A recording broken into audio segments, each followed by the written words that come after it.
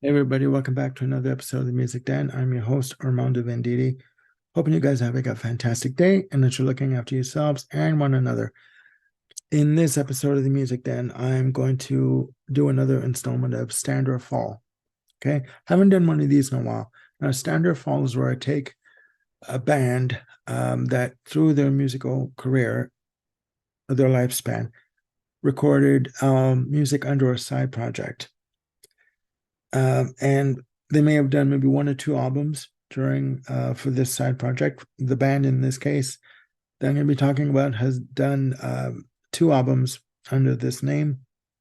The band is XTC. The idea for this episode came from the fact that I watched a documentary on XTC last night called This Is Pop on YouTube. It's a 73-minute documentary on the inner workings, the history, the laughter, the turbulence that was known as XTC. Now, as I said in my previous videos, if you know who XTC are, led by Andy Partridge, lead vocalist, guitarist, main songwriter, also consisting of Colin Moulding on bass and vocals, backing vocals, some songwriting. Andy Partridge, of course, being the main songwriter. Dave Gregory joining in 1979, replacing Bernie Andrews, that was on keyboards, and also Terry Chambers on drums and percussion, who would leave the band in 1983 due to his dissatisfaction with the way the band was going. The band at that point, due to Andy Partridge's anxiety issues, decided to stop performing live and became basically a studio band. In 1984, they released the album The Big Express, and compared to its the previous release, English Settlement double album in '82, featuring the hit "Senses Working Overtime," fantastic song. According to Colin Moulding, at that point in '84, the hits had dried up. As way back, that's 1979. Dave Gregory and Andy Partridge had discussed their mutual love and respect for pop music of the 60s, psychedelia music, and they slowly wanted to create music for a side project that would go into that realm. They had commitments with XTC, so they could not really give their time fully to this project.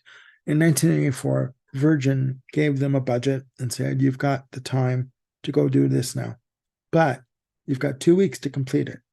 So to Andy Partridge, that was a blessing and a bit of a curse.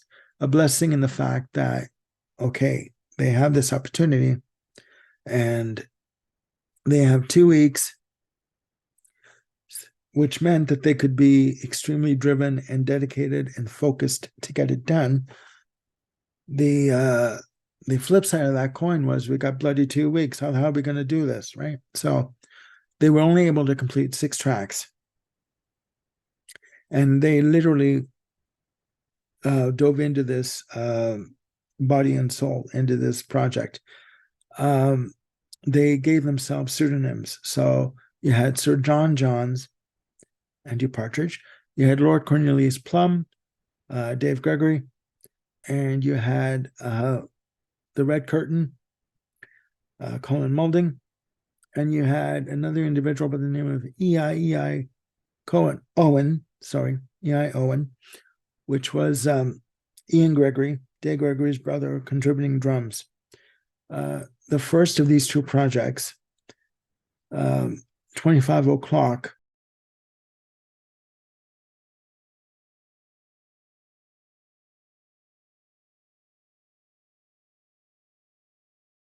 came out in 1985. Produced by John Lackey, as you can tell from the graphic, very psychedelic, very colorful, very 60s influence, very much so. The reason why I call this an EP is because it clocks in on just over 29 minutes. Like, it's very short. It's so, to me, maybe I'm wrong, but anything under 30 minutes is an EP. 6 songs, again, Andy Partridge or Sir John Johns contributing the majority of the songwriting. It is a very lush, produced, almost, I guess you'd say, symphonic affair. A lot of acoustic instruments. 2 of the conditions to record this album was they had to use vintage instruments and they had to use vintage recording equipment. And it does come through. The tracks, again, are very ornate, very lush, textured, a lot of mellotron. There's mellotron all over this bloody recording. It's fantastic. Lead off track, title track, 25 O'Clock.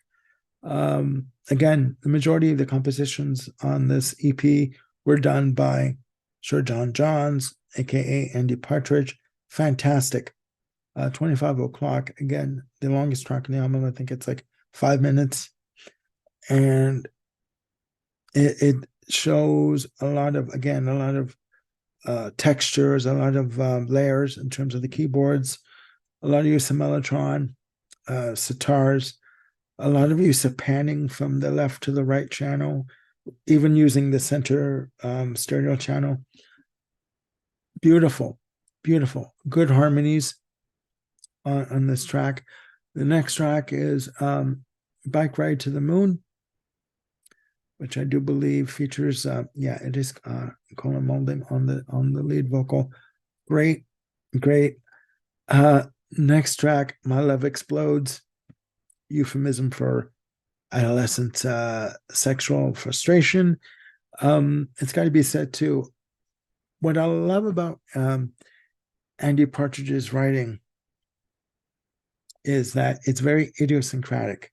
It's very much about him, his experiences growing up, being a teenager, sexual frustration, using a lot of euphemisms in his, or double entendres in his lyrics, growing up in Swindon, and looking around him and commenting on society around him, on his block when he was a kid, etc. That's why I said it's very idiosyncratic. After My Love Explodes comes side 2, comes What in the World, with a vocal contributed by Colin Moulding, or The Red Curtain. I do believe that, yes, this is the only composition contributed by Colin Moulding. Track 5 is Your Gold Dress. Fantastic. Again, a lot of keyboard textures, a lot of use of panning. The Beatles, for these recordings, were indeed their Bible. I mean, you hear influences of the Beatles, the Moody Blues, some Rolling Stones, but mostly the Beatles. It's got to be said. The last track on the EP is The Mole from the Ministry, which yes, they do have a video for it, and they're done, and they have facial masks on for the video. Very much reminds me of Yellow Submarine and Magical Mystery Tour from the Beatles.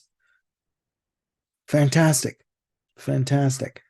They went on to record and release Skylarking in 1986. Virgin at that time said, look, you need to deliver on this album. And according to Andy Partridge, they had said to him, if you do not use an American producer, because an American producer knows what the public wants, knows what, in terms of pop music, rock music, if you don't use an American producer, you're off the roster for the label. They released Skylarking. It was more of a hit in America. It was a hit in the UK, but I do believe it was kind of like their breakthrough hit in America. After that, they went back to the Dukes of Stratosphear and released Sonic Sunspot.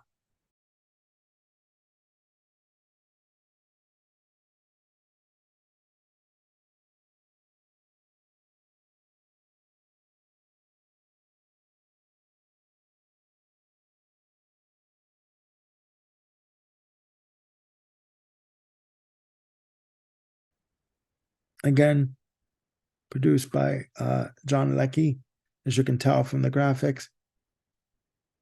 Psychedelia all over the place. Nice sunset, picture there, a painting, beautiful colors, nice use of blue.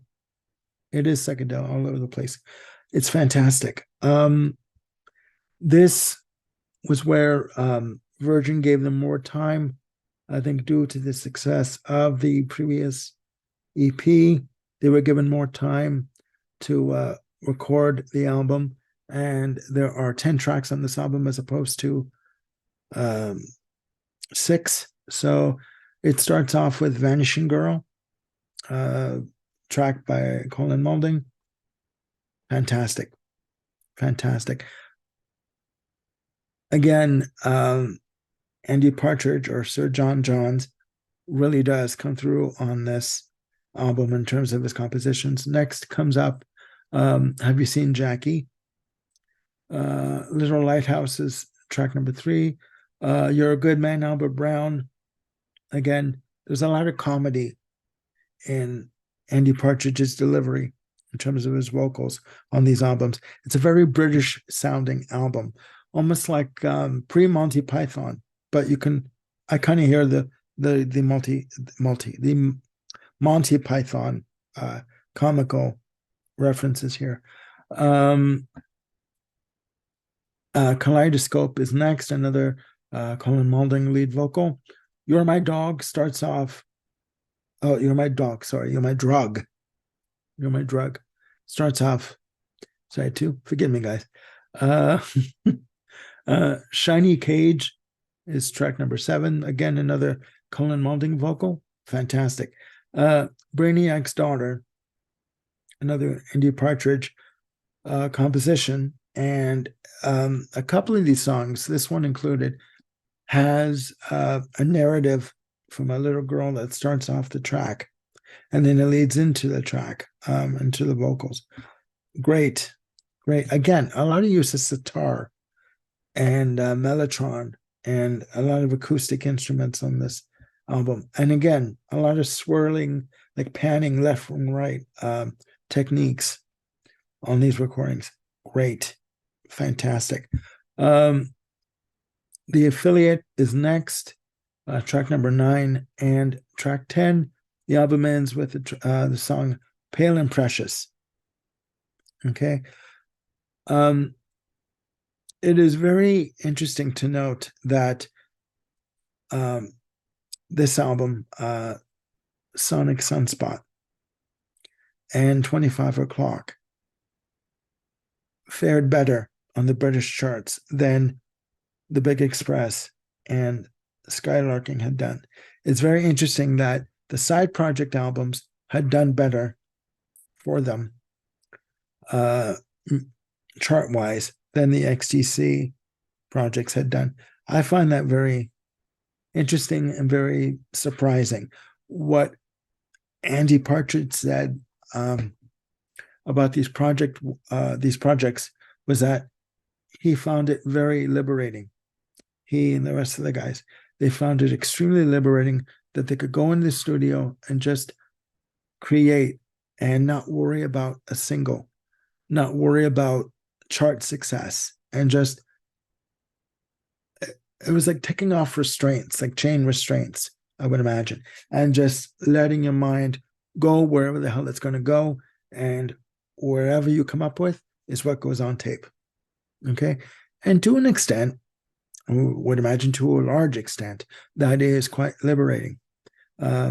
There, as you also saw, there is the graphic of a compilation that came out, Surroundabout Ride, that came out in 2019, which features both the EP and the album together in one compilation, featuring 3 extra tracks that were recorded after Sonic Sunspot. The recordings were done produced by John Lackey. There is in this compilation of Surroundabout Ride, there is a Blu-ray audio that comes with it disc. The disc contains remixes of the album and the associated tracks done by one Steven Wilson. Steven Wilson is a major fan of XTC and Andy Partridge and Andy Partridge's songwriting style and technique. So you can get all these albums separately, or you can get, they're all available on Amazon, but you can also get the Surroundabout Ride compilation disc on Amazon for $31.99. Okay, I plan to get my copy. Thank God for YouTube. I'm able to stream this. So, and you can also stream this again on YouTube and get them on Discogs and eBay and Amazon. Now, do I feel that these projects have stood the test of time, or have they fallen off a musical cliff to their untimely premature death? I honestly feel that these albums do stand the test of time. I do think that they are relevant. I think that they are important. I think that they are necessary for your collection, for anyone's collection. If you just want a slice of pop confection, and just to go back in time for 40 minutes, 50 minutes, these albums are for you. Okay? If you like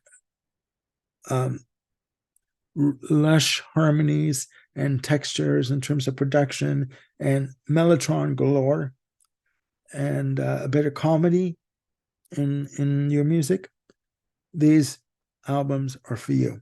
So please check them out. And again, let me know down there in the comments, what do you think?